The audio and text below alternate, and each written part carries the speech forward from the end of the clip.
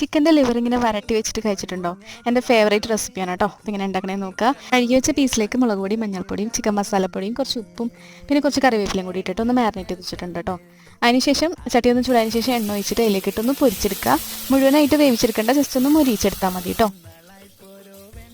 ഇനി സെയിം എണ്ണയിൽ തന്നെയാണ് കുക്ക് ചെയ്തെടുക്കുന്നത്. അതിലേക്ക് സവാള ചെറുതായിട്ട് അരിഞ്ഞതും പിന്നെ കുറച്ച് കറിവേപ്പിലയും കൂടി ഇട്ടിട്ട് ഒന്ന് വഴറ്റിയെടുക്കാം കേട്ടോ. നല്ല രീതിക്കൊന്ന് വഴറ്റിയെടുക്കണേ. അതിനുശേഷം ഇതിലേക്ക് ഇഞ്ചി വെളുത്തുള്ളിയും പച്ചമുളകും പിന്നെ കുറച്ച് മല്ലിയിലയും കൂടി ചതച്ചാണ് ഇട്ട് കൊടുത്തത്. എന്നിട്ട് അതിൻ്റെ പച്ചമണം പോകുന്നവരെ ഒന്ന് വഴറ്റിയതിന് ശേഷം ഇതിലേക്ക് കുറച്ച് മസാലപ്പൊടികൾ ഇട്ട് കൊടുത്ത് എന്തൊക്കെ ഇട്ടതെന്ന് കമൻറ്റ് ബോക്സിലുണ്ട് കേട്ടോ. അപ്പോൾ ഒന്ന് ചെക്ക് ചെയ്ത് നോക്കാം. ഇനി ഇതിലേക്ക് പൊരിച്ച് വെച്ച പീസുകൾ മുഴുവൻ ഇട്ട് കൊടുത്തിട്ട് ഒന്ന് മിക്സ് ചെയ്തിട്ട് ഒരു തുള്ളി വെള്ളം ഒഴിക്കുന്നുണ്ട് കേട്ടോ, മസാല കഴിഞ്ഞുകൊണ്ടിരിക്കാൻ. അതിനുശേഷം ലാസ്റ്റ് ആയിട്ടാണ് കേട്ടോ തക്കാളി ഇട്ട് കൊടുക്കേണ്ടത്. അത്യാവശ്യം വലുതാക്കി കട്ട് ചെയ്ത് തക്കാളി വേണം എടുക്കാൻ. പിന്നെ കുറച്ച് പഴുത്തതും കൂടി വേണം കേട്ടോ നോക്കിയെടുക്കാനായിട്ട്. പിന്നെ ലാസ്റ്റ് കുറച്ച് മല്ലിയിലയും കറിവേപ്പിലയും കൂടി ഇട്ടിട്ട് ബാക്കി ഒന്ന് അടച്ചു വെച്ചൊന്ന് വേവിച്ചെടുത്താൽ മതി കേട്ടോ.